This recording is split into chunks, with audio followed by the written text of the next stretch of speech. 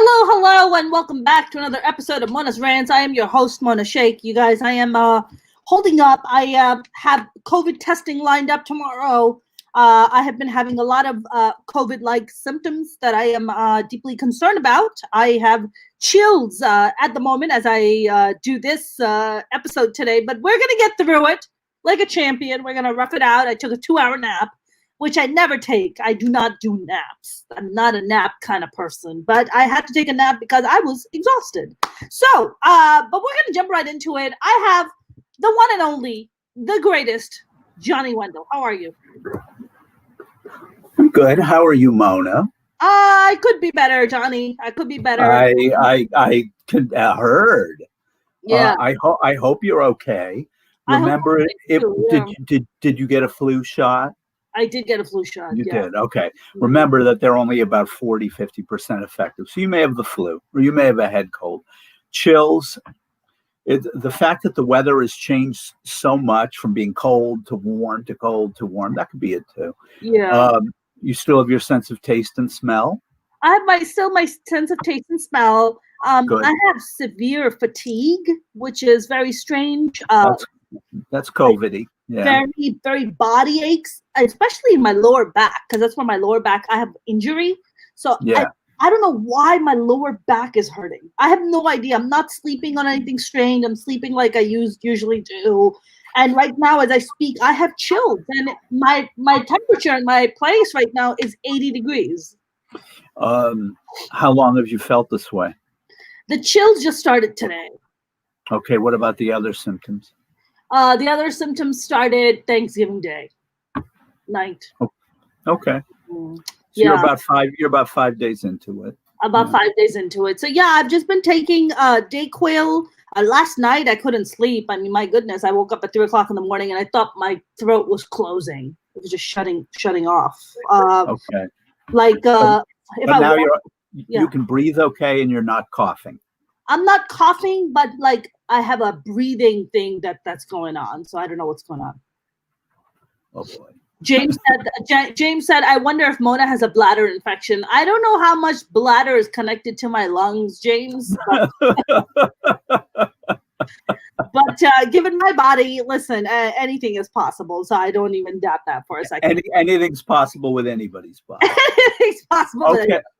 Okay. So other than all that, kind of an interesting news day, wouldn't you say? Very interesting day. You know, Johnny, I don't know if you do this sometimes, but I just went on Fox News's website. And then I went on MSNBC's website, then I went on CNN, and I want to see what headlines they're running, right? And just the kind of bullshit that they run on Fox is just like, you know what their biggest story is right now? Mail fraud. USPS whistleblowers allege illegal activity with ballots before election. Conservative law firm. They won't give this thing up no matter what. Yeah. They can't accept it. And then the tiny little thing underneath is Barr. Department of Justice yet to find widespread voter fraud that could no voter fraud. There isn't any. There isn't any. When you read some of the things that Chris Krebs, he was in charge of security for the 2020 election. He says it's the most secure election in history. And he said, you line up the number of votes in the Georgia recount to the original count, and it's obvious that there was no fraud. There were this many votes were cast. That's it. Right. You know? So and the fact that Barr says no fraud, plus the Justice Department has intimated that they are looking into a bribery for pardon scheme being run out of the White House. Yeah. I'm thinking at this point, William Barr, he's not an elected official. He's going to be unemployed in January anyway. He's done. He's not going to be the attorney general under Joe Biden. So he may be thinking at this point, I'm an old man. This is my last job. I'm not going to prison for this son of a bitch. That's correct. There's no chance of that happening. That's right. So, we know that Giuliani has sort of begged for a pardon because of his nonsense with the Ukraine. That's right. We know that his other attorney, Joseph DeGenova, Yeah. DeGenova, Yeah. that DeGenova, yeah, he was on Newsmax with an old friend of mine, Howie Carr. He's a talk show host from Boston. Howie and I've been friends for many years. Yeah. And he says to Howie that he believes that Chris Krebs' head should be on a pike. They should decapitate Chris Krebs, put his head on a pike. And Krebs this morning said, well, I'm going to seek legal recourse for this kind of thing. And so DeGenova gets all upset. Oh, I was just kidding. I was being sarcastic. It's like, listen, Joe, you're an attorney. And sarcasm, facetiousness, context, tone, that doesn't matter. You said this. This guy's head should be on a pike. You can be, Mr. DeGenova, disbarred for this. That's for starters. You know, then you don't practice law anyway. You're done. You're disbarred at this point in your life, DeGenova. He's an old man. That's it. Nobody ever going to hire you again, and you're disgraced. Plus, if Mr. Krebs starts getting lots of death threats and they emulate the tone in his statement, Mr. Krebs can take civil action and he can sue Mr. DeGenova. Okay. And he can win, or he could make Mr. DeGenova settle. Okay. And settle for enough to make Mr. DeGenova's old age miserable. Now, I've seen Joe DeGenova and his female counterpart, Victoria Tensing, is that her name? She's the woman attorney. She's always with him. And I mean, I think to myself, when I was a kid, we had an expression in Boston for somebody who was like Joe DeGenova, that he had a alligator mouth and a hummingbird's ass. You know what I mean?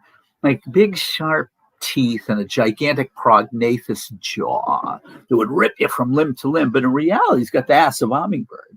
In other words, he's really, he's talking loud and he's saying nothing, as James Brown would say. Yeah. So, he's full of it. And Chris Krebs is a career civil servant. He's of immaculate, impeccable pedigree. And he did his job.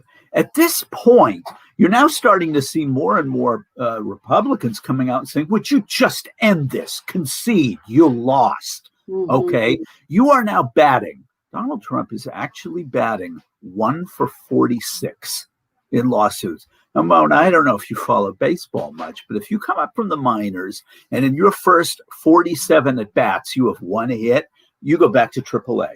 They put you on a bus and they send you back to wherever the AAA affiliate is. Yeah. You're done.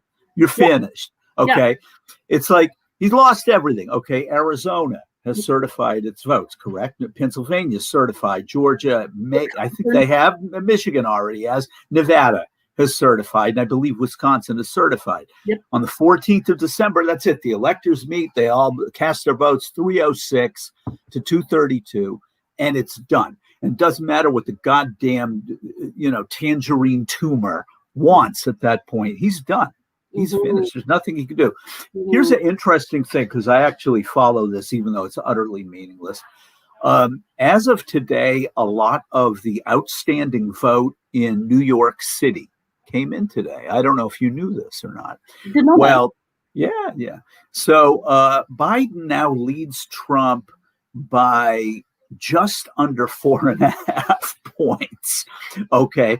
Now, Hillary beat Trump in the popular vote 2.1. Biden's at 4.4. That means that he's doubled up Hillary and then some. Plus, he won the Electoral College.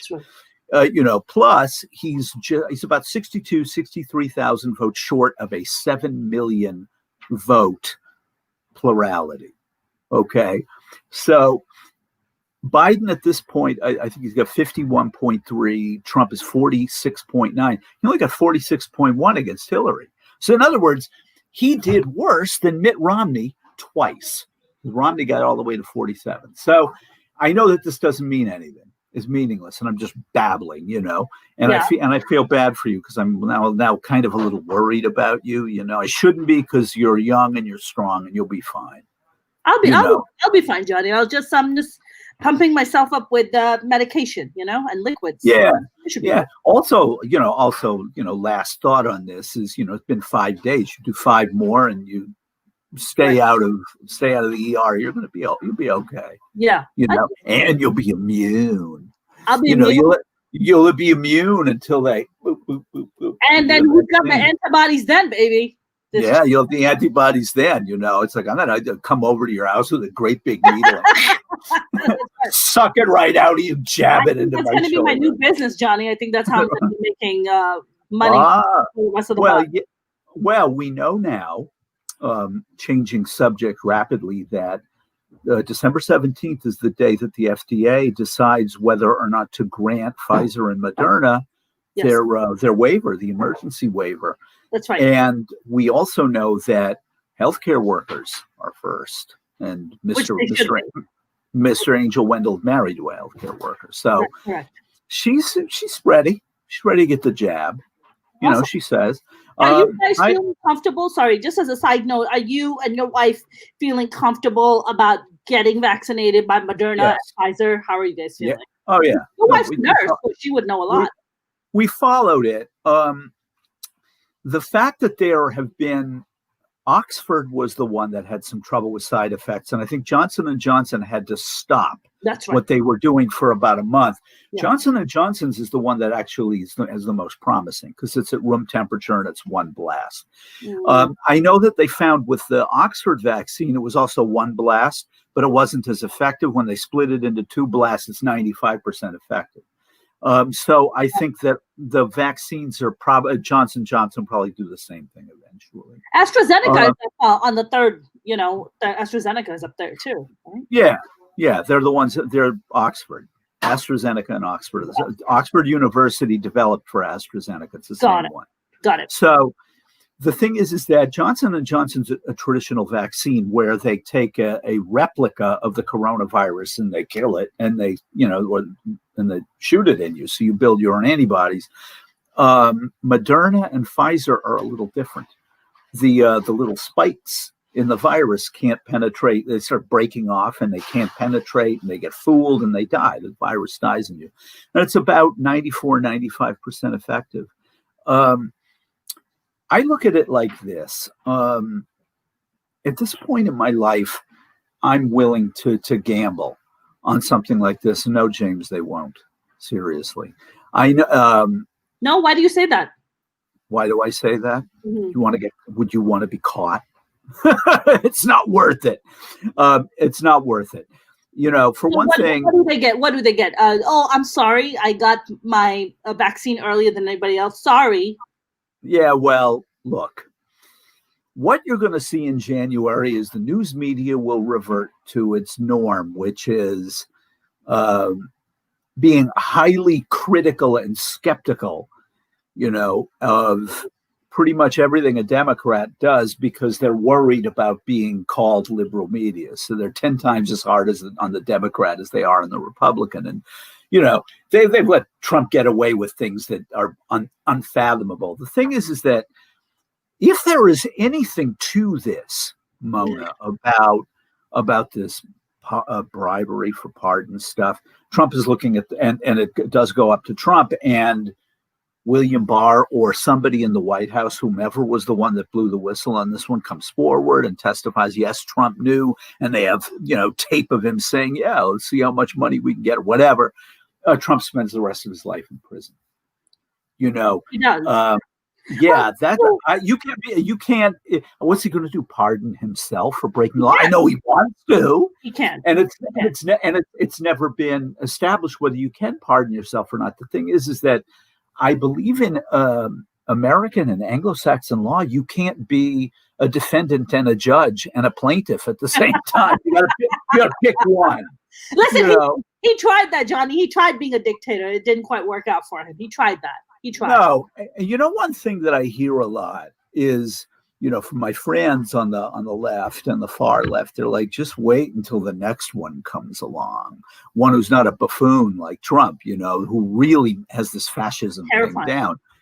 And I laugh at them and I go, as a musician, I tend to think about everything in musical terms, or as a is you could find any four people in the world, right? And you could teach them how to play and suggest they write their own songs and put them in uniforms and give them spiffy haircuts, right? What are the odds that those four people are going to be the Beatles? Infinitesimally small. Okay, the odds on the Beatles being what they are or were are infinitesimally small. And why is that? Because there's something magical about them. I mean, I know I'm a boomer. I'm going to be 65 next year. I saw the Beatles on the Ed Sullivan Show as a kid. I'm old, right? So, or you could liken that to a phenomenon like Michael Jackson or Prince, or I'm trying to think of musicians of Jay-Z, someone who's really captivating and magnetic. Right. Lady Gaga. Even Jay-Z's wife, Beyonce. Beyonce, less so. Because Beyonce is sort of a creature of having a powerful dad in the music business. That's true. But the idea, the thing is what makes the Beatles or James Brown or Bob Dylan or Prince or Mick Jagger or any magnetic performer is something magical about them. And whether we like to admit this or not, and it's kind of repulsive to put this guy in the same category as those artists, is Donald Trump has a certain magic about him. There's something magnetic about him to a certain kind of person. Now, to me, he's a douchebag. Okay. And being from the Northeast, I grew up with these kinds of people. That's right. This full of himself, arrogant, cocky, born to wealth and privilege, just somebody who just reeks of being an asshole. That's right. But if you have people in America who feel completely left behind and technology has robbed them of an ability to make a living, and they live in rural America, everything is happening in the cities now. Nobody wants to live in the boonies anymore, and they can't afford to move to the city. It's too expensive, and there's no work they can do because they only have a high school diploma. They're resentful and they're furious, and he speaks directly to them, which is how he ended up getting, 11 million more votes this time than he did last time. I mean, Biden got 15 million more votes than Hillary did. Most of American history, right? Yeah, but if the Republican Party thinks, and I mean, go down the list of names if you want to, and I know we're all over the place in the first 17 minutes of our thing together, Mona. See, because you got the Roro, so I got to take it over for you. I don't know yet if I have the Roro, but I definitely have. They're gonna be wheeling in the respirator halfway through one of my spiels. It's like, okay, we're going to have to intubate Ms. Mona now. Keep talking, Johnny. The tube's going down her throat. I'm like passing out. Yeah, right. Just like just leave the apartment to us, okay? Just before they stick the tube down your throat, write it down somewhere. Johnny's family gets to move to West Hollywood. You got it, Johnny. I think you would be the person to get this. And you have a 5-year-old pit bull waiting for you, so there's also that. Sure, hell yeah. There's also that. Okay, we're talking. Okay, back to the issue at hand. Here I am offering up secular last rites to this movement. Do they have last rites in Islam? I don't think so. What did I know? Yeah, you're not missing anything. We don't have it in Judaism either. It's a Catholic thing. Yeah, last rites. No, I don't think so. But Johnny, you were making an example about you were drawing an example between musicians and between Trump about the charming, the magnetic part, right? That's the comparison. That's right. Yeah, I mean. I suppose in a way it would be more applicable to, more acts that are popular because they're notorious. The Marilyn Manson or the Sex Pistols or, I'm trying to think of other, acts who are, have this negative attraction that people are like, they're really, it's like a geek show. You go see them, you want to bite the head off a chicken or something, but if you look ahead to the next election, which is, I don't know why the hell we're doing this. Biden hasn't even been inaugurated yet, but we're doing it. Right. And you look at some of these people, that they have an impressive backbench, the Republicans, like Nimrata Haley, Nikki Haley, the former governor of South Carolina, or Tom Cotton of Arkansas, or Josh Hawley of Missouri, he's a senator, and Mike Pence, Ted Cruz, Marco Rubio.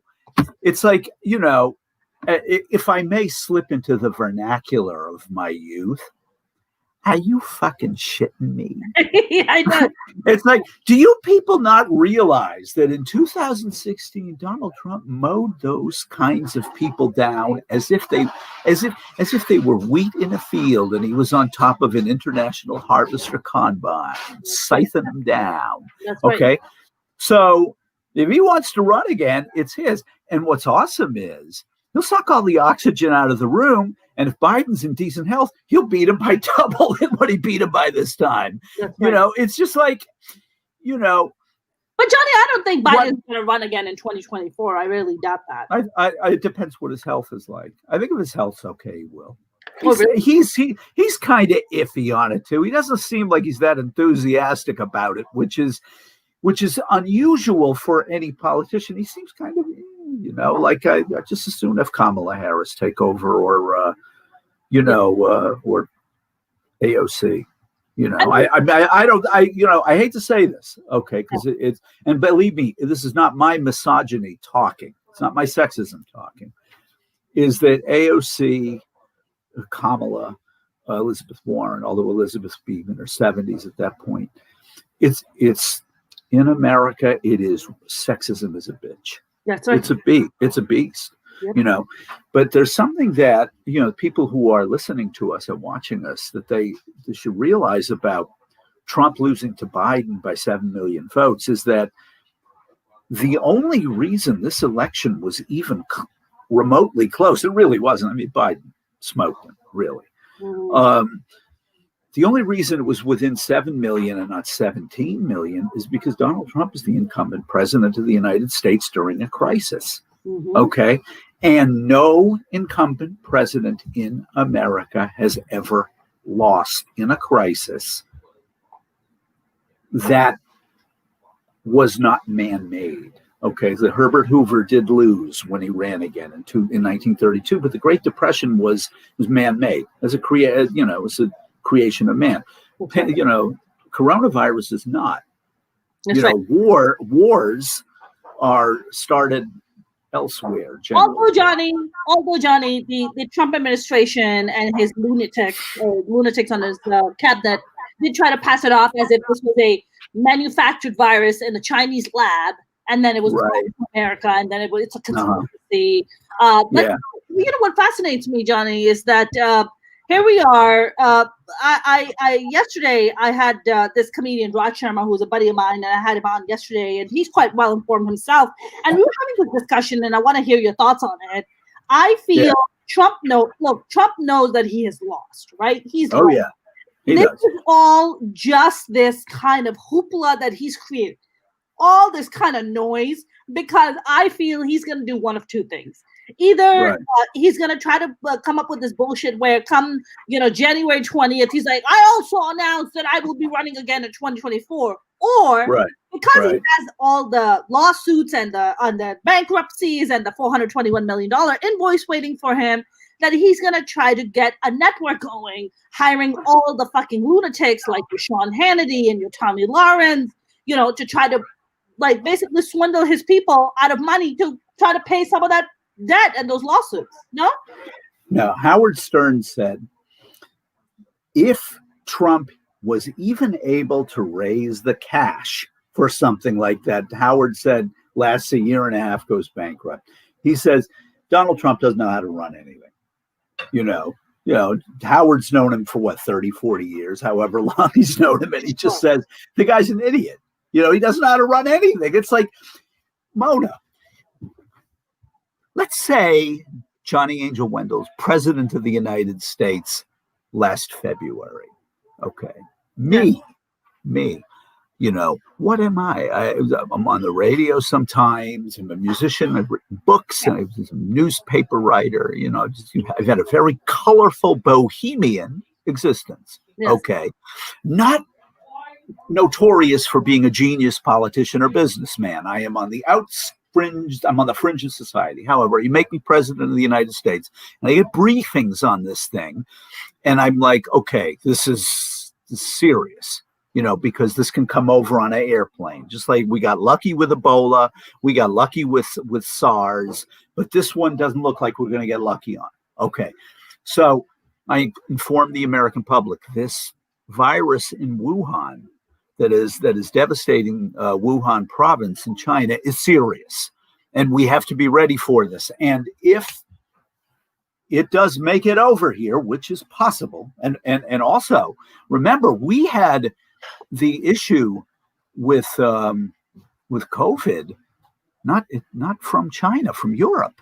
It's why it hit so hard in New York City and New Jersey and Massachusetts. So, I mean, in February, March, I would go in front of the American people, and as the thing played out, I said, this is what we're going to do. Okay. The only way to get through this thing is a massive war effort. So everybody got N95s on all the time, contact tracing. So everybody and anybody who has it or is going to have it is contacted. Right. Okay. We are going to nip this thing. Okay. Right. That's what I would have done. Okay. And had Donald Trump actually done that, he would have been reelected. Okay.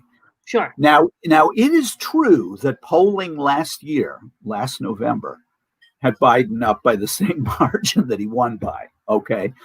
It's Trump's never been over 50% approval. He's always been negative.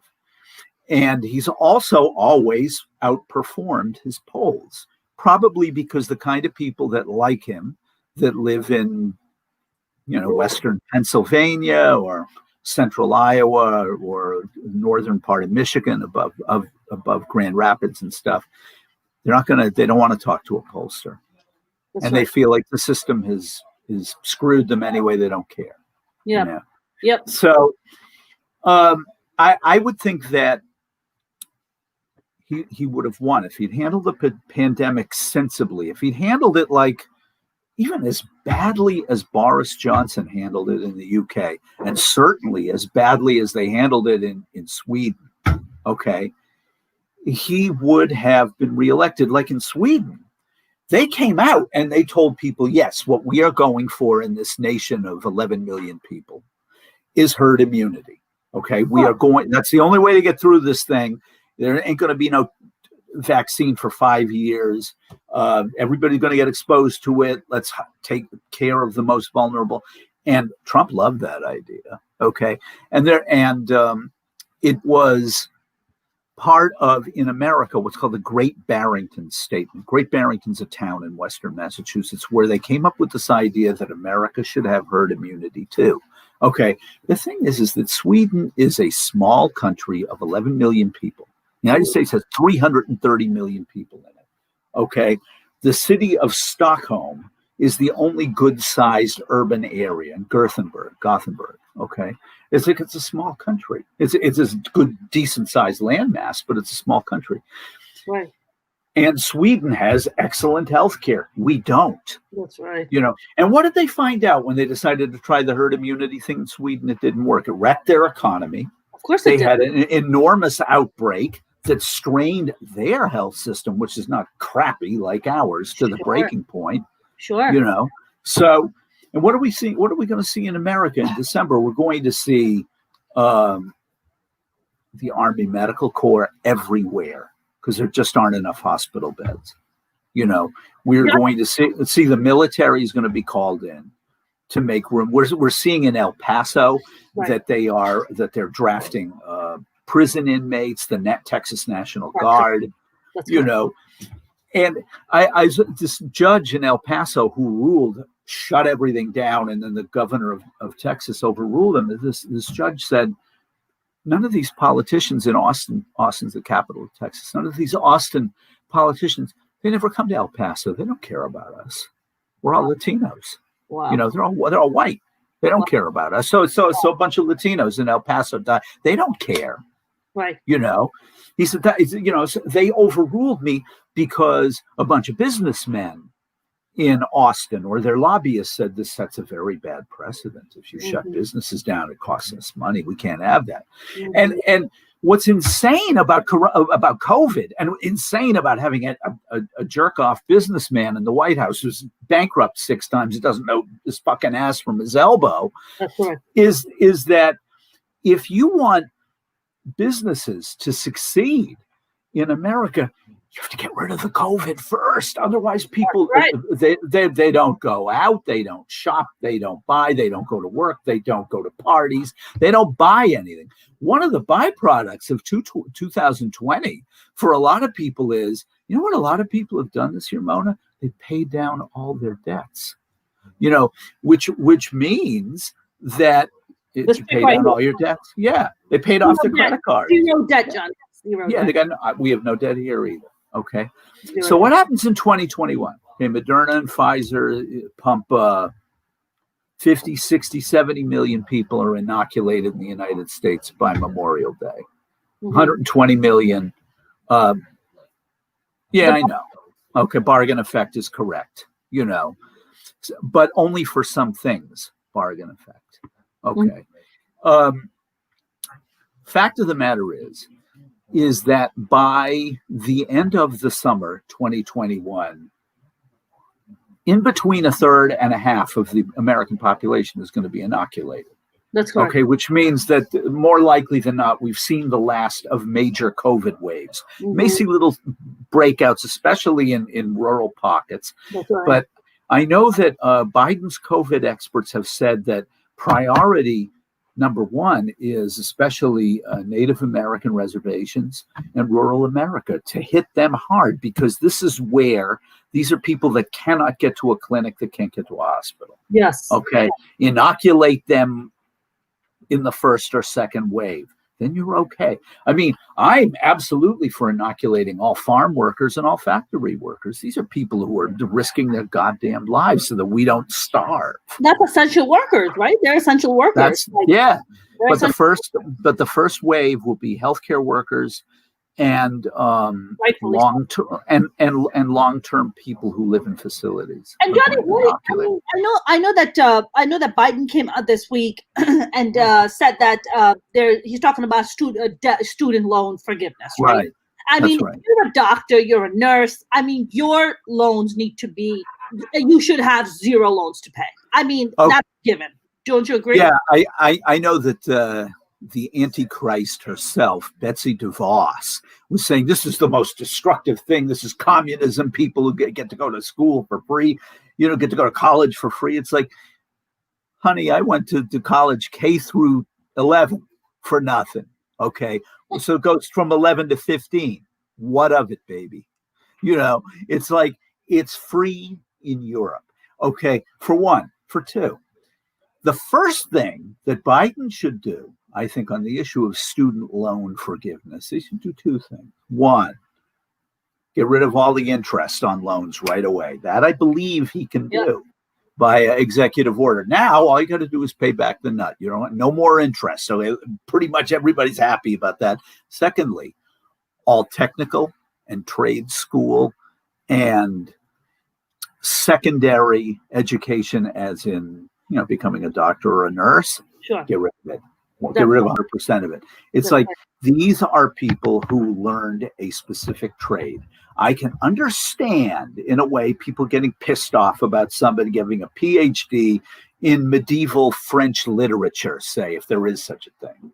Okay, because, you know, what do they end up doing? I don't know if they're going to make a living doing that, you know. But if you're talking about doctors, if you're talking about, I mean, especially like an anesthesiologist, you got to go to school for how many years? You know, how many years does an anesthesiology go to school for? I don't even know. I know that it is the longest and the most difficult is anesthesiology. Really? Yeah. Wow. Interesting. You know, look, They make good money, Johnny. they make good money. You know, what do? They give you a shot and they leave. They knock you out and then they leave. They knock you out. And then do you know I got myself into trouble on the radio in Boston years and years and years ago? I was filling in for somebody. I was in. Shocking, Johnny. You were getting in trouble? I was across the hall from where you and I used to do shows at K-Talk, right? I was across the hall from there, broadcasting in Boston. Yeah. And I don't know, it was going on and on about some nonsensical topic. And I said, and this whole thing about sexually transmitted diseases, that make such a big deal out of it. I mean, you get shot in the ass and it's over. I mean, who cares, right? There were people complaining to that radio station for months about that. There's something really wrong with him. He said, what's the big deal with getting a venereal disease? You get a shot in the butt and you're fine. It's like they were so upset.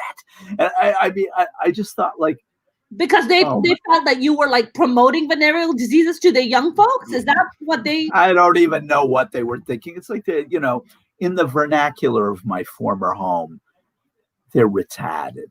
Okay. Do you know what retarded is? They're mentally retarded. Okay.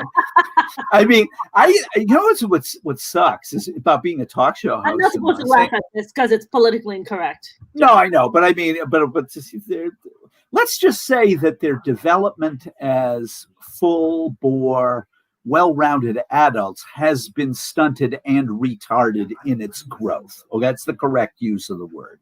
Okay. So I mean, what's the drag about being a talk show host in Los Angeles is that you have to be very, very, Bargain Effect says anesthesiologist 12 years to complete schooling. Wow. Yeah. That's a long time. It's a bitch. Yeah. But, what's weird is the one who gave my wife her epidural for our first kid. He was like a pool pro, like right in between the vertebrae. No more pain. Yeah, wow. He was like a champ, man. Listen, anesthesiologists spent 12 years in school, and Bill Cosby, knocking people out. Yeah, right. I never went to school. In fact, the only place I've ever been for knocking people out is prison. That's right. Just come to the restaurant. We'll knock you out. We have a drink. Yeah, right. Thirsty. So it's in LA, people, they know when you're putting them on, and they don't like to go along with that sort of thing. People in LA tend to be a little hipper than they are in Boston, right? But in Boston, I just have a field day when I would be sitting in for somebody or subbing, and I would just be myself. You know me well enough to know I would say whatever crosses my mind, and I'm relatively hedonistic about most things. I believe you should do stuff that makes you happy, feel good. If you don't hurt anybody else, you're okay. So they were really upset about the shot in the ass thing. To them, it struck them as immoral and improper.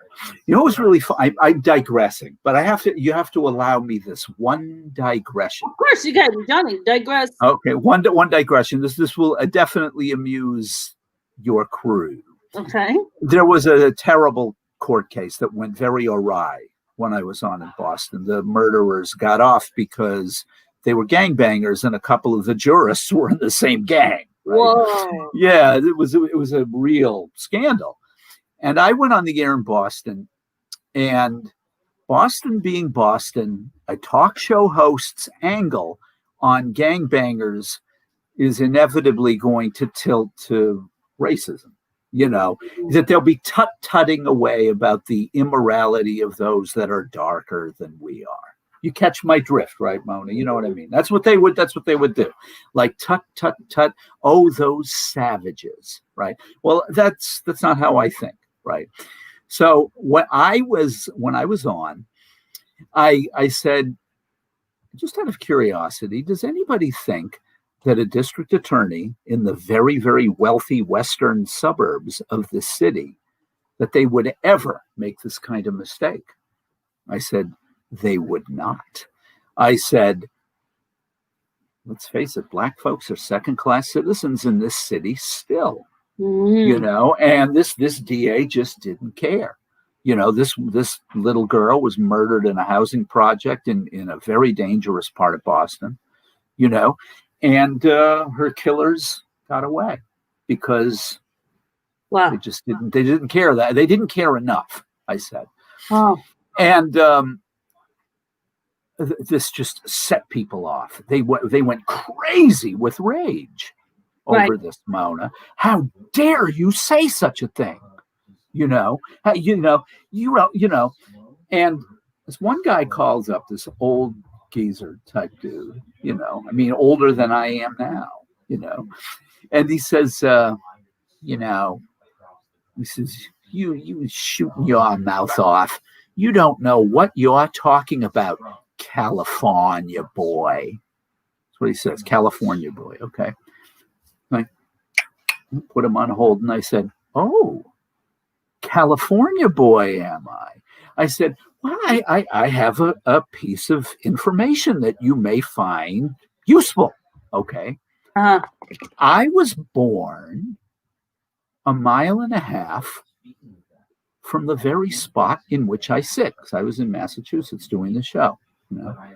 I was going to do all of them from K-Talk, but we didn't have the Robin didn't have the studio, so they just flew me to the Anyway, so I said, I was born here. I said, that's right. I'm one of you. I said, I'm just like you. I've known people like you my whole life. I grew up around people like you, and I have an observation, if you don't mind listening to it. I said, you were a racist the day I was born, sir. You were a racist the day I graduated high school. You were a racist the day I moved to Los Angeles, and you will die a racist, sir. Thank you so much for calling. I hung up on him. And it's like they weren't used to this kind of thing from a privileged talk radio host, middle-aged white man from the suburbs. Right. It was just too much, it was just too much for them to take. They couldn't stand that, you know? So and the weird thing was that I won them all back because we had a caller from the Nation of Islam, and I lit into him too.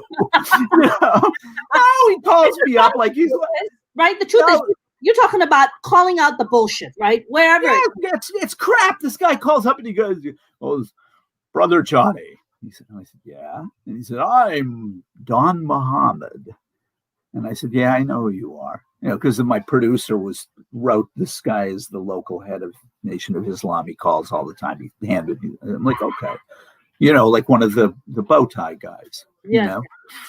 And he's like, he goes, "How are you today, my brother?" And I said, "I got a question for you, Don, if you don't mind me asking you this." And which is that's the killer giveaway you're about to be landed on. I didn't call him Don Muhammad. I just called him Don, which is like calling him Mister. I got a question for you, Mister. I said, when I was a boy, when I was a kid, and I got to tell you, Don, that was a long time ago. I think I was 48 or 49 when I did this show, whenever. I said, Bromley Heath, that's the name of the housing project where this murder taken place. I said, when I was a teenager, taxi driver wouldn't even take you there. I said, well, it's not like I would want to go there. I didn't live there, I said, but you couldn't get a cab to go to Bromley Heath. You couldn't get the Boston police to go in there. Housing police had to go in. Boston cops, I'm not going in there, risking my life. And I said, so I come back to Boston, 30 some years out of high school and all. And I find that Bromley Heath is exactly the same. And you are a community leader and you have all the time in the world to call talk shows, but you don't have all the time in the world to make your housing project safe for 10-year-olds. Why are you wasting your time when you could be doing something else and wasting mine in the process, Dawn? He had no answer for that. Well, no, of course not. it's like I know that you want to make brownie points, right? Like ooh, they've got a white liberal on today. What the white liberal is going to be super cooperative with me because he's he's got white guilt and I'll be able to exploit him. It's like, no, I don't have any white guilt, Dawn. Frankly, what I'd like to know is, you're also Jewish, Johnny. Did you point that out? Let me check. Oh yeah, I still am. Yeah. I mean, did you show it to him, or did you point it out to him? Hold on, Dawn. I've got to look at my schlong. Yeah, they still chop the end of the thing off. I mean, what a gig being a Moyle. It's like, well, what do you do? It's like, I saw the end of cocks off.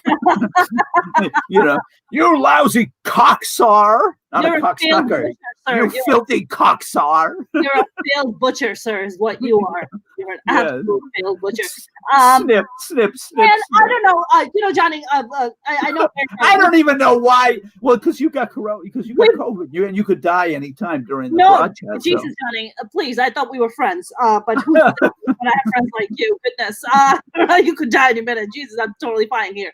I know we've been. I'm joking. I know you are. I know we've been all over the place today, but I wanna bring it back to Attorney General Barr, right? So now the fact that Barr has come out and said this, do you think he's gonna be next on the chopping block? Do you think he's getting X next? Chopping block for what? As of tomorrow, he's got 7 weeks left. That's it. It's like you got 7 weeks. Were you gonna fire him? What are you going to do? Put Giuliani or DeGenova in as Attorney General? Mitch McConnell would laugh at you for that. What are you joking? It's Johnny, like one. Isn't the Senate is sort of like it's not happening. But Trump does so much whacked out shit. So for me, it wouldn't even be alarming. He's not going to fire him. No, he's not going to fire him. Barr calls him up and goes, "Excuse me, you're firing me after the announcement of the Justice Department investigating a bribe." Say, Mona, in legal terms, or actually not Mona, James, or anybody else who is listening, what law would Donald Trump be breaking, folks, if he fired William Barr right after an investigation into a bribery scandal at the White House was revealed? Which law is Donald Trump absolutely breaking? 10, 9, 8. One of you people had better come up with this by the time I get down to 1, or I will be pissed. 7, 6, 5, 4. Oh, come on, folks. 3, 2, 1. You don't know? Then I'll let you know what it is. That is what's called obstruction of justice. Sure. Okay.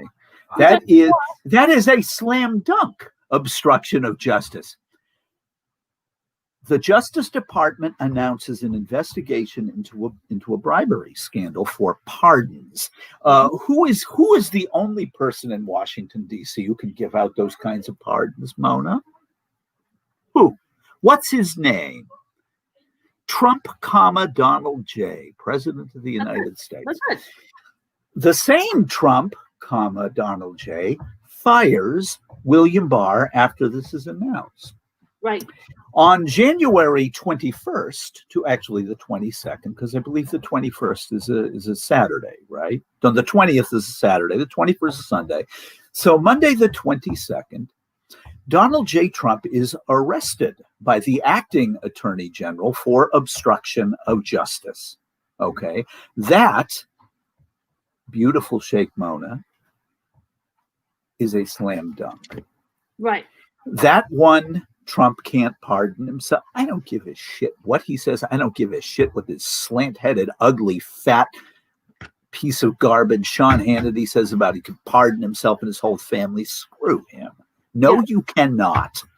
Okay. But Johnny, he's definitely pardoning his children. He's already pardoned Flynn. He's definitely going to pardon Giuliani. Ghislaine Maxwell may very well be on that block. Of pardons. May very well be, Johnny. Pardoning Ghislaine could be a problem. I mean, his base will put up with just about anything, but you pardon a pedophile so to keep yourself out of trouble. As they can tell you in Alabama, they can put up with just about anything, but they couldn't put up with Roy Moore, and they elected a Democrat. Okay. Electing a Democrat in Alabama to a statewide job like Doug Jones won back in 2018. Mm-hmm. You know, the only thing that kept Roy Moore out of the Senate was that he's a pedophile. Okay. Even right-wing nuts who live out in the middle of nowhere, like around Williamsport, Pennsylvania, or Grand Island, Nebraska, which is in the reddest part of the United States, or Ashland, Kentucky. He pardoned Ghislaine Maxwell. It's very possible, Johnny. That pimp. It's like she's a pimp. That's exactly what she is. She's a fucking pedophile and a pimp herself. She's a pimp. Yeah. She could have never outfought Kamala Harris. But I did not know till this day. Anyway, no more Marlon Brando. But listen, his children are on the list of getting pardoned. Ivanka, sure. Jr., Eric Trump. So Johnny, so let me understand this. Let's say he comes out and he pardons his ugly children, and he pardons them, and so does that mean? I mean, definitely can't pardon himself, so he still is very vulnerable. Can Pence come out and pardon Trump? No. If he becomes president of the United States, yes. Right, but that's not the case. So that's not would he do that?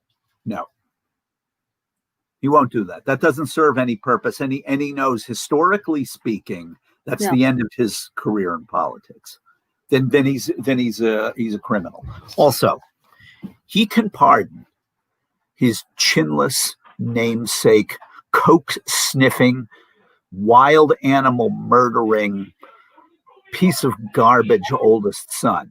Yeah. He can pardon his gummy-faced, disgusting, repulsive second child. He can pardon the love of his life, his daughter, whom he wants to jump on more than a 4-year-old in an inflated house at a birthday party. Okay. He can do all of them things, but you know what he can't do? He can't pardon them for the crimes they've committed in the state of New York, in the District of Columbia, in Virginia, in Maryland, in New Jersey, in Florida. The attorney general of Virginia is a Democrat. The Attorney General of Maryland is a Democrat. The Attorney General of New Jersey is a Democrat. The Attorney General of New York is a Democrat. Pennsylvania is a Democrat. Delaware is a Democrat. You know, and the Attorney General, who appears to be somewhat fond of him in Florida, does not want to go to jail themselves. So they may just go into it too. You know, look, if he's facing state charges in New York, especially, and we've discussed this on this podcast before, he can't do anything about it. If Letitia James, who's the Attorney General of New York, decides to go after him for back taxes, Yeah. okay. If the county of if any of the 5 boroughs in New York decide to go after him for racketeering, okay.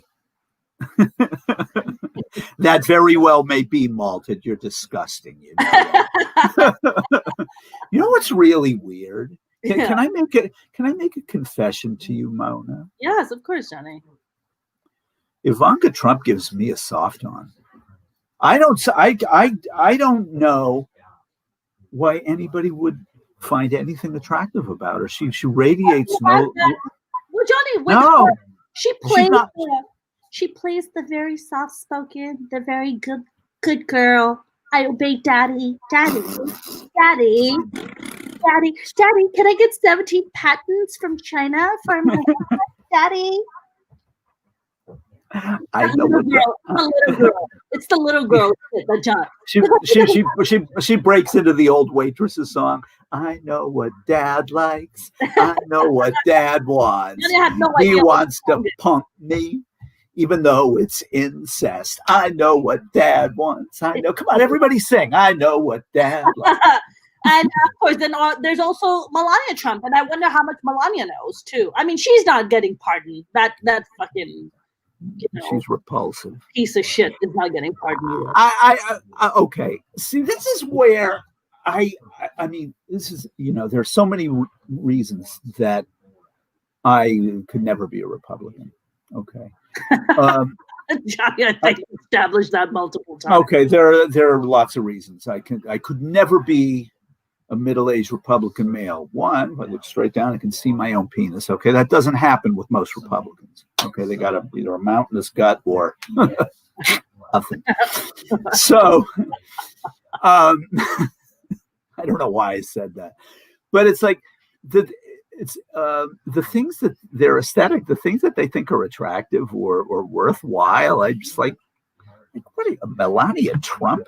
Like, she looks like a rodent. The really weird thing is before she was like had her features rearranged, prosthetically, she was a pretty girl. She had a nice, soft, round face. She looked kind of kind. I mean, it's not the kind of person she actually turned out to be. But now she looks like, Ilsa She-Wolf of Pennsylvania Avenue. I don't understand why people would think that there's anything attractive about her, or Ivanka Trump, or any of these weird women that are on Fox News. It's like it's like who's the one with the big mouth? She's in her 20s. She's from San Francisco. Tommy Lauren. Yeah, like. You know why they're attractive, honey? You know exactly. You know why they're attractive? I'll tell you exactly why they're attractive. Because to misogynistic, horrific men who don't see women as anything but second or third class citizens, they are the epitome of women who are subservient. They are the epitome of women who will bow their heads and do as they're told, not to challenge the man, not to challenge him, not to question him, not to challenge his authority, to worship down and say, "You have the biggest cock in the world, sir. I will worship you. You are amazing, even though you have a fucking orange mushroom dick." Like, right? That is why these women are loved, because they played the subservient to the T. If I were you, I would write that diatribe down. That's you just knocked off 90 seconds of gold with that one. Because if it builds all the way up to the orange mushroom cock, it's like, it builds up to a crescendo. There you go. What a bit. Every woman in the audience is, yay, right on. All the men are you know why, Johnny? I don't like her. I don't like her. She's mean. But that mentality of this level of misogyny. The truth is that I grew up in a very misogynistic culture. Right? I grew up in South Asia. I did too. And the women I saw that thrived and the women that climbed up the ladder, married the richest, did really well, are the women who played the little girl. My aunt being one of them, grown-ass woman. I remember her, Johnny. I remember my aunt, my mom's younger sister, playing, oh my God, just being like the little girl to her husband to get whatever she wants. And I remember being a teenager looking at her and being like, what is wrong with her? What the fuck is wrong with this bitch? Like, why does she keep playing the little girl? You're a grown-ass woman. Behave like a grown-ass woman. And it goes. What's this geisha nonsense? You're acting like a geisha, okay? It's like geisha. Look, my wife and the women that I dated before I got married, the women I've always been closest to as friends, all of them are attitudinal. And I prefer them that way because it's like, well, then they have something to say. I don't want them to defer to me. What's really funny is in rock and roll, well, you're a rock and roll musician, you play in bars, right? And you're doing your thing, right? The girlfriend always dances in front of her man. If her man's in the band, the bass player's girlfriend dances in front of the bass player. It's like, hands off, he's mine. The guitar. Yeah, right. The lead singer, if he has a girlfriend, but girlfriends that I had, I played in bands. I've been playing in bands since I was 20, 21. I'm 64 now. I still play, My wife and I have been together 30 years. She's seen me play a million times. She doesn't stand right in front of me. She sits in the back or maybe off to the side, and she just does her thing. You know, it's not there to like, oh, this is my man. I'm so proud of him. He's mine. It's like, no, she's like, oh, Jesus, I can't believe the song is still in their set. This thing sucks. It's a terrible song. Or when are they going to play something I like? It's like, Jesus, all of his new songs are terrible. But you're a progressive man. No. Don't do that to me. See, you're pigeonholing me when you say something like that. Now, I know you mean it as a compliment. Yeah. But Mona, it's what it is I'm comfortable with people who act like themselves. Mm-hmm. Okay. I like people who their happiness is their agenda. Okay. And that's what they seek. And I am not a ticket to their happiness as much as I am an accomplice to their happiness. That's how I would prefer to see myself. You know, if I say, you know, if I get, you know, coronavirus, you know, COVID tomorrow, and I'm facing death, I'd be like, you know, I never made anybody else bend to my will. I mean, that's just such garbage. That's no way to live. You know, and I think that, like, you look at the Trumps and the women that are on Fox News, and you just shake your head and you go like, y'all are blonde waspy geishas. Yes. You know, you're subservient to men. Everything is this dominant male culture. I got to tell you, you know, when on this was it the 7th of November was the Saturday that around noon when Biden was declared the winner, correct? Yeah. When Pennsylvania was called for Biden, because in Pennsylvania, Michigan, and Wisconsin were in. Okay. Want to know what my first thought was? We have a woman in the executive branch, finally. Yep. You know, yep. I'm not saying this to butter you up, Mona, because, you know, frankly, you know, you got COVID, you're going to croak in a few days anyway. So. Really? Wow. Is this a deep wish of yours? What's going on over here? No, you wanted a sample of that Boston charm. You just got something. I'm joking. There's nothing wrong. I'm sorry. Are you choking? I don't hear you choking. Go ahead. Anyway, I actually wanted to ask you. No. On the issue of Kamala Harris, it's like, you know, she's okay. I don't have it. It's peculiar. I like her husband more than I like her. You know, he's like he's going to be the first. He's going to be the first. First man. Well, yeah. You know, I mean, Kamala Harris is, you know, playing ingenue to a 78-year-old guy in the most stressful gig in the world. It is entirely possible that Kamala Harris will wake up one day and Joe will have met his reward and Kamala Harris will be president of the United States. Can you imagine? I mean, Obama was hard enough for these fucking idiot rednecks to take. You know, can you imagine a woman? A black woman on top of the black man was hard enough to take. A black woman, it's just like that's the ultimate torture to these people. And I think to myself, damn, that feels good. Get me a nap and a pizza. You know, it's like get me a towel. I got to clean myself up. You know? I must confess, Johnny, of all the times I've had you on during the Trump administration to come on here and talk. And you usually are very passionate, and you go on and you make your points.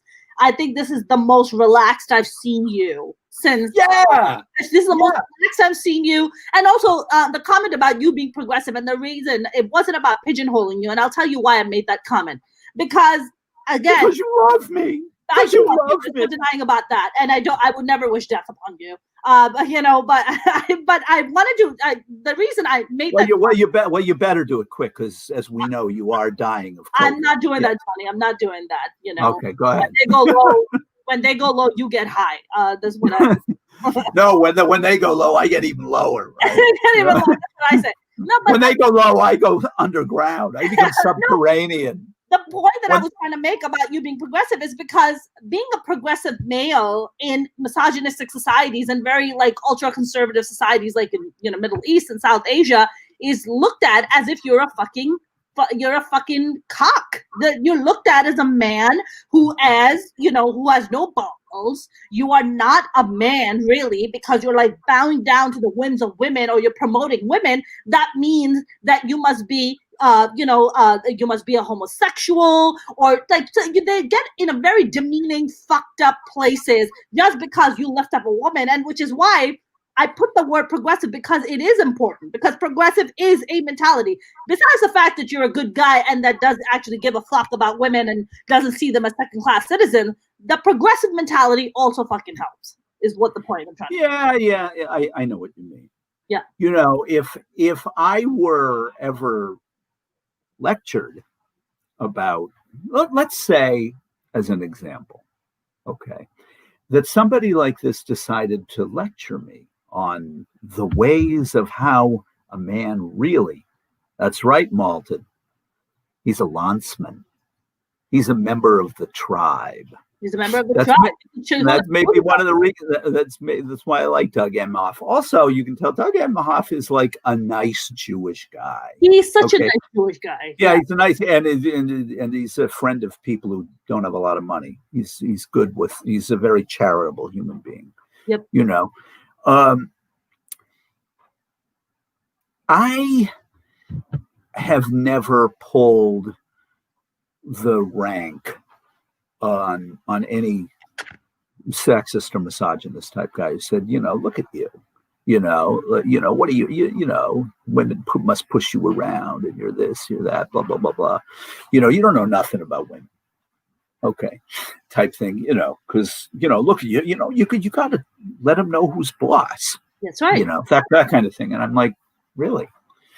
I'd say, so just out of curiosity, sometimes when I deal with people who are kind of misogynist, I go like, have you slept with a lot of women? So you have like a wide number of experiences that, you dated a lot. You've had sex with multiples. Well, I've done all right. I go, well, give me a number. How many? That's when it gets dicey. Look. Maybe one. No, I mean, like, let's say they've slept with a couple of dozen women in their lives. They go like, oh, that's a lot. Settle down. And I go like, a couple of dozen. I go like, well, in 1979, that would have been about a month's worth for me. Oh my goodness. And they'd be like, what? It's like, I should have learned how to play the guitar, dude. Johnny, I might play a bit of a devil's advocate right now, but as a woman in 2020, I hear a number like that when you say I go through, that's like a month's worth of it. I mean, look, you're a musician. Back then it was a very different that, sure, sleeping around and stuff like that. But in today, if I was to look at it from today's lens, it does come across a little bit misogynistic. It shouldn't be. It was consensual in every single example. There was no misogyny. I look at it like this. If I like you and you like me, we're good. That's it. That was the whole deal. It's like so that doesn't kind of fall under the kind of womanizing part of the equation. Sure, it does. Okay. But the thing is that it's like, I have always thought you should do what you want to do, and if you are you're a musician and you play in a band, and a lot of the women that come to see you fancy you, it's like, it's fine. Mm-hmm. It's a casual sort of thing. Remember, there wasn't even herpes when I started playing. Okay, then there's HIV after herpes, and everything changed. Mm-hmm. And also in my particular example, I reached a point in my life where I got really tired of that shit quick. Sure. It's like, after a while, you kind of you want a girlfriend. You want somebody to hang out with that Right. But you want a deeper connection, right? You're not. Sure, you want a deeper connection. But but Mona, you got to understand something. A 22, 23-year-old guy. Yeah. We're not popular in high school. Yeah. And all of a sudden the dynamic is reversed, and you don't know, You can't say no. It's like a starving person in a restaurant, and they go, well, the buffet's all yours, and you're like, shit, I'll eat until I bust because I don't know when they're going to pull the food away. Mm-hmm. It was the same thing. But in terms of I can imagine it would sound misogynistic and it would sound sexist, sure. But on the other hand, it's like, they were my willing, loving accomplices. Sure. I mean, there's also that, right? There's also the, it's consensual. It's not like you're going out with like 5 women at the same time and cheating on them and then finding out. It's none of that shit. At least I hope that's not what it is. No. You don't seem like that kind of guy to me, Jen. No, I wasn't part of it. What are we looking at here? Are we looking at a Trump network? What the hell are we looking at? I can't believe I have this sexist pig on my No, Johnny, I never this sexist pig. If I did, I would Mona, it's 41 years ago. Times have changed just a little. 100%. 100%. Yeah. I agree with you on that. I wanted to ask you, do you think Trump is going to have his own network that he's going to work on and build out? He's going to try. He may announce that he's running in 2024 on the day of Biden's inaugural. He was not going to go to the inaugural, and he's not inviting Biden to the White House. He said this. Really? He's not going to the No, that's what he said. Not going to the inaugural, and I'm not inviting him to the White House. Biden be like, oh, that really breaks my heart. I was only there every goddamn day for 8 years. Okay. Yeah, I know. No, he's look, you know what's amazing is this idea of opposites attracting. It doesn't work in politics, that's right? Want to know what Donald Trump's appeal is to the 74 million people that voted for him? He's an asshole. Mm-hmm. Okay. And they're assholes. Mm-hmm. Okay. And there may be some people who are watching this thing. It's possible that voted for Donald Trump. Well, you know what? You're an asshole. Or it's okay if the person you vote for is an asshole if they cut your taxes. Or it's okay if the person you voted for is an asshole if he makes life miserable for an immigrant. Or Black Lives Matter. Hell no. Nothing wrong with cops shooting young Black men. I wish I could do that myself. Right. Okay, because that's what you're signing off on. Yep. Like to me that they can make all the claims they want, but they know. But I think that this is what's attractive about him to them is that they live vicariously through him. They wish they could, be as horrific to people of color, to women. To transgender people, it's like my attitude is, Johnny, track pants were a bad idea. What is he talking about? I can't see pants. I don't have any pants on. I'm wearing a pair of shorts. I know. What are you talking about, Malted? Malton's got like a camera in my house I don't even know about. It's like, so you weren't the gas guy. He's got secret cameras in place. No, it's like, look, when Biden comes out and he said, look, I want a cabinet that looks like America. Also, what is it? Biden and Kamala Harris, their entire communications staff, every communications person in their upper echelon of that department, they're all women. All of them. They're no men, all women. To a lot of Americans, and that's a sign of weakness. It's like they're bending to the liberal will. It's like, there go the libs. Everybody's got to be a woman. Everybody's got to be an immigrant. Everybody's got to be a person of color. It's like, see, they hate white people. It's like, no, it's not that they hate white people. It's like, we've been on top of the goddamn pyramid. And by the way, I'm a Jew. I'm not even technically white. I mean, I look white, but I'm a Jew. I'm not white. It's like, but we've been on top of the pyramid for 240 years, however long it's been since the Declaration of Independence, 1776. I can't do the math. I know it's 244 years there. See, my autistic brain kicked in. Okay, for 244 years, white men have run the show. Okay, you get Obama, that shook things up a little. Now you get Biden in, and Biden is like, I dance with who brought me. How did I win this election? Okay, how did I win?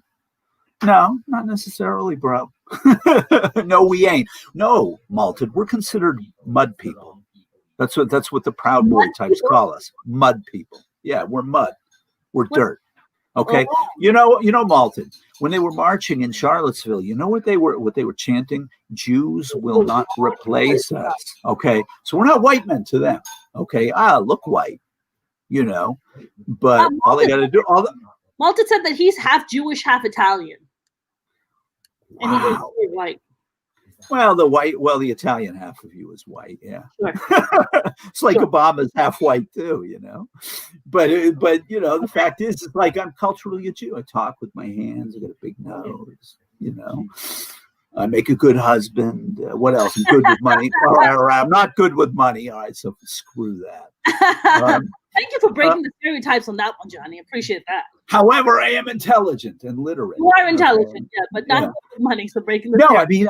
I mean, I got to tell you something about being a Jew, Southern California, being a Jew in Los Angeles County. I, for one, eagerly await the return of Stephen Miller to Los Angeles.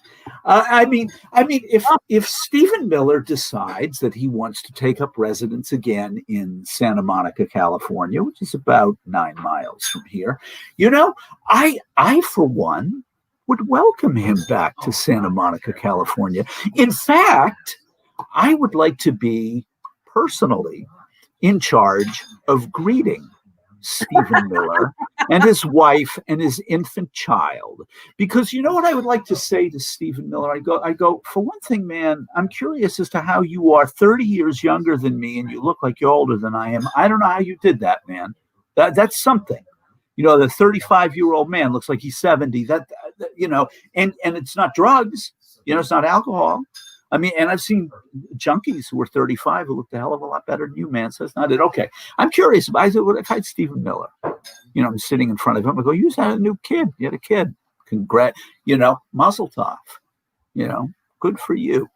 Say, Steve, how would you feel if a government agency somewhere snatched your baby, took it away, and you never saw him again, or her? I don't know if it's a boy or a girl. I think it's a girl. Took your little girl away and you never saw her. How would you feel about that? And of course, he'd be like, well, you know, it's not like I'm trying to illegally cross the border. And I go, 2 things. 1, don't ever talk back to me again if you want to live through this experience, pal. That's for 1. 2nd, I don't care what the conditions are. I asked you a direct question. Answer me. Answer me. If you answer me, or I'll knock your fucking teeth out. Actually, I may knock your fucking teeth out anyway, but, you know, answer me. How would you like that? Yeah. You can't answer that. Neither can your wife. Yep. You can't answer that. If I took your kid, your baby, I put it in a cage and I kicked your ass all the way back to Honduras or whatever, like you did to those families, or Mexico or El Salvador, you know, you separated those families and you didn't give them their day in court. Yep. You know, having 2-year-olds being tried in front of judges, 2-year-olds. There are almost 700 families don't even know where their children are. Yep. There are 700 children that don't know where their mother and father are. I say, listen, you ugly, bald son of a bitch. Yep. You don't feel any remorse at all about what you did. Yep. But now you're here in Los Angeles, and there is a good possibility that somebody who remembers this may decide to get even with you. Now, it's not going to be me because I'm a civilized human being, but it's something that you may want to think about. Every time you step out of your house, there are a lot of people that really, really hate you. Yep. Yep. Yeah, and okay. Now I realize that this comical fantasia of maiming this bald prick is just in my imagination, you know. But it's like that you could do that and never once consider how it might feel to be a parent separated from your children and you don't know where they are, or that you're a baby, or that you're 2, you're 3, and your mother and father are gone, you don't know where they are. And you've been farmed out to an adoption agency so that some useless piece of garbage can take you as a possession. It's like, see, like I said a few minutes ago, there's certain things I don't understand about Republicans. It's like you.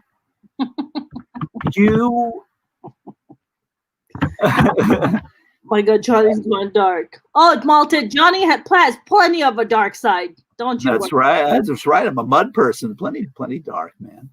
No, it's like I don't understand for the life of me how you could do that to human beings. You know, it's like when I would. My dad was in the service and he fought in Korea in the 50s. He was in the Korean War. He's an infantryman, and he told me he did not like to talk about the experience. You had to kind of pull it out of him. My grandfather too. He was in the infantry in World War I. Wouldn't talk about it except some of the funny stuff. You know, but had nothing to do with the gruesomeness, the trauma. But my father said, they give us R&R, rest and relaxation, for a couple of weeks. You know, he said, where do you want to go? I want to go to Japan. So he goes to Japan. He wanted to see what Hiroshima looked like. You know, it was 6-7 years after it had been nuked. And he told me, he said, I can't understand how the Japanese ever forgave us for what we did to them. Wow. You know, he said, I don't get it. I don't know how that in Nagasaki, why we did that. You know, and I thought about it. He's right. You know, my father's a conservative Republican, and we pop off about nuking Hanoi when the Vietnam War was frustrating, you know, and I have to remind him, nah, it's not a very good idea, you know. And it's like the inability to have any empathy for anybody when all you care about is you want other people to hurt. You know, you want other people to hurt. It's just like I don't get. And like I said earlier, Mona, I think that's why. I think that's the attraction to Trump, is that Trump hurts other people. He's mean. He's cruel. He has no feelings. He's a sociopath. They love this stuff. Yep. Narcissistic, sociopathic. Honestly, Johnny, we're gonna start wrapping up, but I honestly never again do I ever want to hear anyone say they don't know what a narcissist and a sociopath. Oh, they knew. They knew. No, it's not a bug. Mona. It's not a bug. It's a feature. That's right. It's like, remember, and I've talked about that. I will always hold on to this as evidence of why they loved this bloated, this dirigible of a human being, this pig, right? Which is cruel to pigs, because pigs are nice, smart animals. He's not a pig. He's a tapeworm. Okay, he's a parasite. He's a sea lamprey. Okay, he's a barnacle. I was gonna call him the fungus on poop, but that's but you know, the fungus on poop is helpful. Yeah. No, the fact is that when Donald Trump announced he was running for president of the United States, a week or two into his announcement in 2015, he was polling at 2%. Okay, you know, Jeb Bush was way ahead of him. Cruz was ahead of him. They were all, I mean, he was nothing. He was also ran. Comes out and he says, Mexicans are rapists. Mm-hmm. Mexicans are drug dealers. They don't send their best people here. Mm-hmm. 2 weeks later, he's at 16% in the polls. Yeah. Now to my new friend, my half Jewish, half Italian friend in Montreal, my new buddy. That is cause and effect, isn't it? Mm-hmm. If I'm at 2 in the polls and I make a certain statement, and shortly thereafter my popularity is 8 times what it used to be, right? That's not correlation. That is causation. I have caused my rise in polls to 16%. Now, how did I do that? Because thank you. I'm laughing at myself also. The fact of the matter is that the mother's milk, the life's blood, the rheuma, the spirit of the grand old Republican Party has been, since the mid-1960s, Racism. Okay. So when the Republican... Would you say the inception of this country has been built on racism? Yes and no. I mean, remember, I'm from Massachusetts, where abolitionism happened, where we fought for freedom. Not all of us are bad. Not all of you bad, but I'm just saying, not all of us are good either. We're going all the way back to how the Native Americans were treated, how they were looked at as savages, they were less than, they were not human. That's racism. That was early on racism. And by the way, what was the actual reason that the so-called settlers thought of the Indians as being less than? Because that's how you offer yourself license to do two things. One, you kill them, and two, you steal their property. Okay. It's like, people, what do you think the roots of the Japanese internment camps in the American West was? I laugh and I go, like, a bunch of fucking greedy bastards in the Bay Area wanted to take Japanese people's property at 10 cents on the dollar. The Japanese were no goddamn threat. They were Americans. That's right. It's like, our brothers and sisters bombed Pearl Harbor. I can't wait to sign up and shoot Americans. Oh, I forgot I am one. It's like, no, it's like, I live in San Francisco. I got a business. My children speak English. They don't speak Japanese. It's like, got a bunch of people like, hey, if we can call them a threat, we can steal their stuff like the Germans did with the Jews in Germany in the 1930s. They stole all their stuff, because that's what they wanted, That was one of the roots of anti-Semitism in Europe, and people seem to forget this is. Jews were prosperous despite all of the oppression. We are prosperous, and the ones of us that weren't prosperous moved to the United States. So how they're prosperous and we want their stuff. What do we do? Oh, I got an idea. They're the enemy. The final solution: let's kill all of them and take all their stuff. Or actually, let's take all their stuff first, then we'll kill them.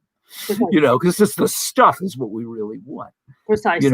But in the 1960s, we had a turnaround. The Democrats in the American South were Dixiecrats. They were these horrible racists. They ran all of the state governments. Lyndon Johnson comes around. He signs the Voting Rights Act, the Civil Rights Act. That's the end of the Democratic Party in the South.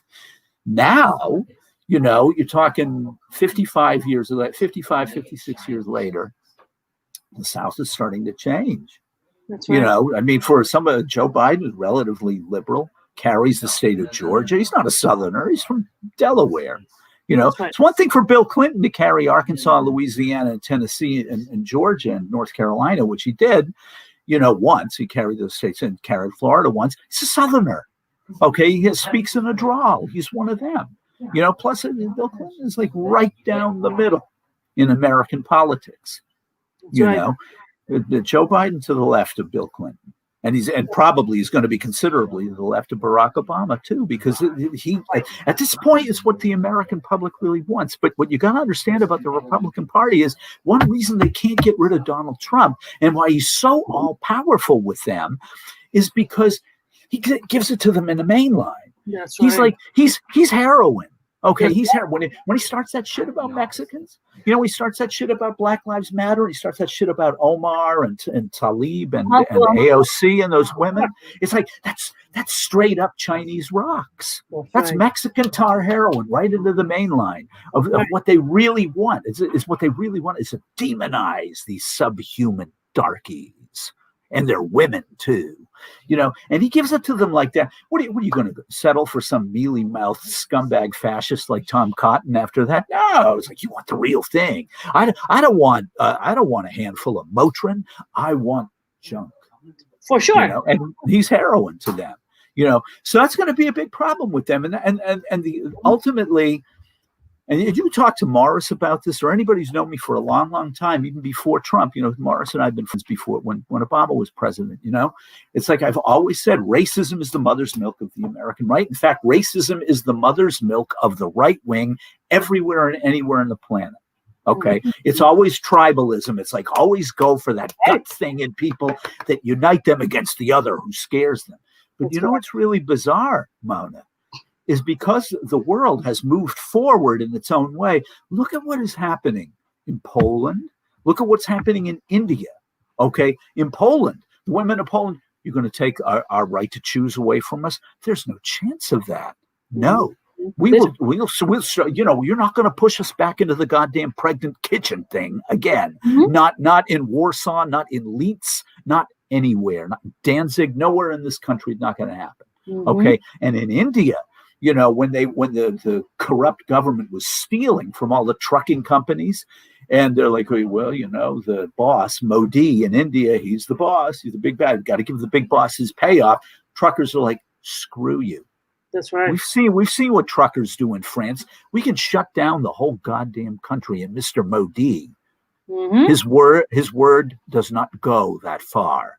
That's and the right. Indian military will just be like, we can't make him go. What do you want us to do? Drive the trucks ourselves? We don't know how to do that. What are you going to do? Start shooting people if they don't fucking drive? Then you lose truckers.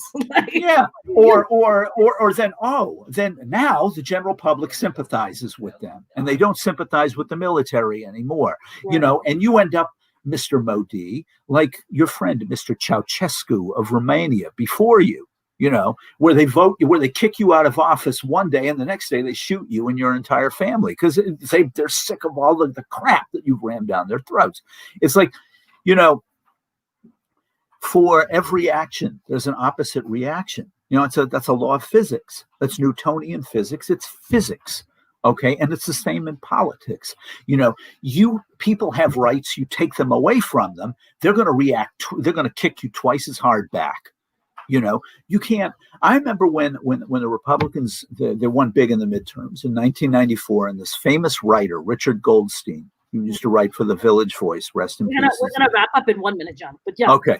Yeah. Richard Goldstein says, yeah, they won. Okay. But he says, but you know something? Gay people not going back into the closet. Richard Goldstein was a gay man. You know, trans people not going back into the closet. Black people are not going to be second-class citizens. That's right. You know, Latinos are not going to be second-class. Asians are not going to be second-class. Jews are not going to be second-class citizens. Right. Atheists are not going to go like, oh, I better pretend I believe in God. That's right. He said, yeah, you have setbacks, but you know something? Once the shit's out the donkey, it don't go back in. That's right. And I think that goes for shit out of anybody, Johnny. It just goes back in. Yeah. That's just the law of shit. Johnny, shit law. Shit law. Johnny, this was a very fun conversation. Johnny, where can people follow you? Where can we follow you? Where can we stalk you? Well, I don't know. I mean, you know, Malton's got the camera in my house. Malton, Malton is all in Montreal. But James said, thanks for an invigorating chat. Thanks, James. I love Montreal. I've been there a couple of times. I've been to Expo 67 twice. Oh, I've never been. Yeah, Montreal, beautiful city. You can find me at Johnny A. Wendell at Twitter. Johnny A. Wendell at Twitter. That's where I always am. You know, I don't do the Instagram thing, and not into Parlor. Yeah. I don't think I'm gonna go to Parlor. Neither, Johnny. For some reason, I don't think I fit there. Well, Johnny, thank God we have Biden and Kamala in-house, so you're a lot more relaxed, and I'm going to go and get better and have some soup after this so I can shake off these chills that are currently running through my body. When are you getting swabbed? Tomorrow morning. Tomorrow morning. Knock on wood. Knock wood. Knock wood. It's not the Rona. I'm hoping it's not the Rona. But no. And you know what? If it is, you're halfway through it, and you're almost done, and you didn't get that sick, which is good because you're big and strong, and you're full of love, and the spirits of the universe adore you. I love you too, Johnny. I love you too, Johnny Wendell. Always a pleasure, my friend. I will see you soon. Thank you very much. See you later, Mona. See ya. Take care, Johnny. Bye. That was the lovely and amazing Johnny Wendell. That was an invigorating chat. That was a kind of chat that was all over, but it was a really good conversation. I hope you guys enjoyed that. If you haven't followed me on my YouTube channel, please do. It would mean the world to me. I will see you tomorrow with a brand new guest. Have a good night. I'm going to go get some soup. Good night.